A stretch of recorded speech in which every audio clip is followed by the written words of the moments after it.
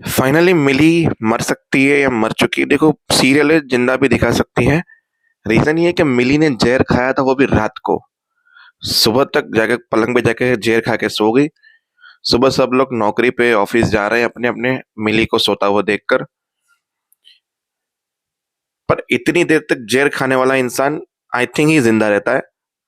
चलो हम कंटिन्यू करते हैं कहानी को।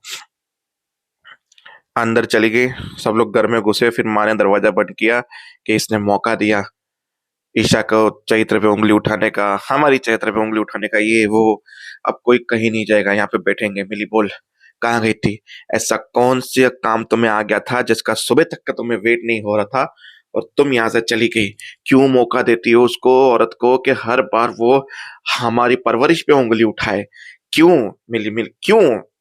अब अगर तुम्हारी वजह से ईशा को कुछ भी सुनने को पड़ा तो हमसे बुरा इंसान कोई नहीं होगा मिली तुम्हारे लिए। फिर मिली और ये लोग को शांत करवाया, ये वो। मिली अब सोच रही, वो उसकी बातों को ध्यान दे रही थी आंटी जी की। जहाँ आंटी ने बोला अगर मेरी औलाद ने ऐसा किया होता तो उससे भी जहर देते और खुद भी जहर खा लेते हैं। तो मिली ने सोचा कि अब मैं यही करूंगी। तो आधी रात को मिली गई और चाकू उठाया और अपने आप की नस काटने लगी। पर इतने में ईशा पहुंच गई तो छुरी फेंक दिया, पॉइजन पानी में डाल दिया और पी लिया। और ईशा को बोला बस मैं पानी ही पीने आई हूँ यहाँ पे। बोला चलो फिर। बोला सॉरी दी, आपको मेरी वजह से। बोला कभी भी मत बोलना, तुम मेरी बहन हो, बचपन से मैंने तुम्हें पाला है और मैं कभी भी तुम्हारी वजह से शर्मिंदा नहीं होती हूँ। दुनिया चाहे कुछ भी बोलती रहे, पर मैं आगे से आपको ऐसा शिकायत का मौका नहीं दूंगी। आप चलिए मैं आती हूँ। और वो पूरा पानी खत्म किया उसने जिसमें पॉइजन मिक्स की थी उसने, और जाके सो गई। अब आते हैं ओम दास वाजपेयी पे, जहाँ पे वो इमोशनली वो सीनों को सोचकर ईशा की बातों से इतना इरिटेट हो चुका था। सारे घर का सामान तोड़ फोड़ रहा था, बहुत हट गया था। उसकी बहन आया, बेड को संभाला उसने। सब बस करो, क्या हुआ भाई? क्या मैं इतना गिरा हुआ हूँ? लड़कियों की रिस्पेक्ट नहीं करता हूँ, लड़कियों को गंदी नजर से देखता हूँ, लड़की के साथ गलत?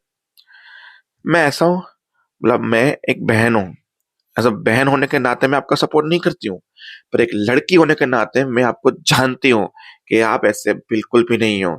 एक लड़की एक लड़के को अच्छे से जानती है कि उसकी नीयत और वो इंसान कैसा होता है। बस हो गया बहुत भाई, बस। इस चीज के लिए तो मैं भी नहीं मानूंगी। फिर हिम्मत की उस बहन ने, घर वालों के सामने लेके गई ड्रामा क्रिएट करना। गायत्री ने बोला अब इसको क्या हो गया? बोला मेरा भाई ऐसा नहीं है, बस कीजिए, बख्श कीजिए। अब उसे शिवानी के बारे में या किसी भी और चीज के बारे में कोई नहीं पूछेगा। अरे कम से कम बेटे पे रहम खाइए, अपनी परवरिश पे विश्वास कीजिए। फिर बोला इसके मुंह में भी जबान आ गई बोलने की। गायत्री बोली खैर छोड़ो, मुझे क्या, मुझे जो चाहिए था मिल गया, मैं फालतू के चक्करों में क्यों पड़ूं?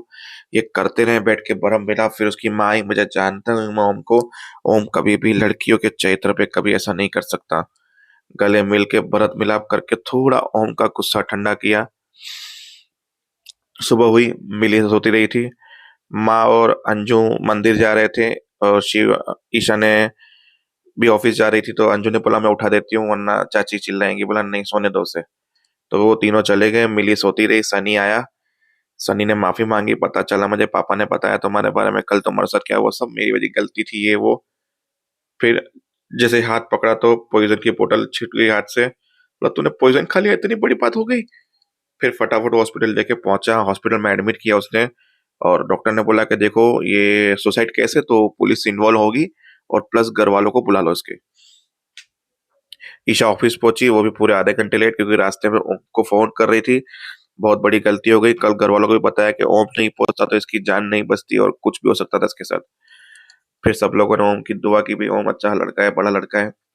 ईशा को इस बात का गिल्ट खा रहा है कि मुझे उसे माफी मांगनी चाहिए। पर ओम का फोन, सुबह सुबह ओम तैयार हो रहा है और उस अकड़ू का फोन बज रहा है और फोन उसका काटे जा रहा है लगातार, और वहां पे ईशा लगातार उससे फोन करे जा रही है, पर एक दूसरे को रिप्लाई नहीं दे पा रहे। ऑफिस पहुंचते ही गायत्री ने बरसा दिया कि आधा घंटा लेट हो। बोला घर में इमरजेंसी थी। बोला अच्छे बहाने बना लेती हो तुम। हाँ, आज मुझे काम कंप्लीट चाहिए, तुम्हारी हाफ सैलरी कटेगी। बोला सैलरी मत काटो, पैसों की बहुत जरूरत है, 3 घंटे ओवर टाइम करोगी तुम। चलो ये काम भी चाहिए, ये काम भी चाहिए। बोला राम भवन से टिफिन लेके आऊं? बोला जरूरत नहीं है, आज मेरी मीटिंग यहाँ पे, मैं यहीं पे खा लूंगी मीटिंग में।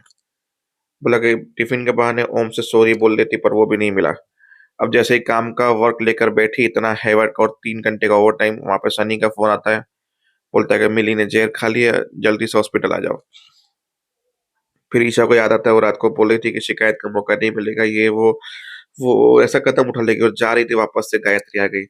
कहाँ जा रही हो? बड़ी जल्दी में दिख रही हो, काम हो गया अकाउंटेंट्स का ये वो सारा, ये लो 2 फाइल और है ये भी कंप्लीट कर दो।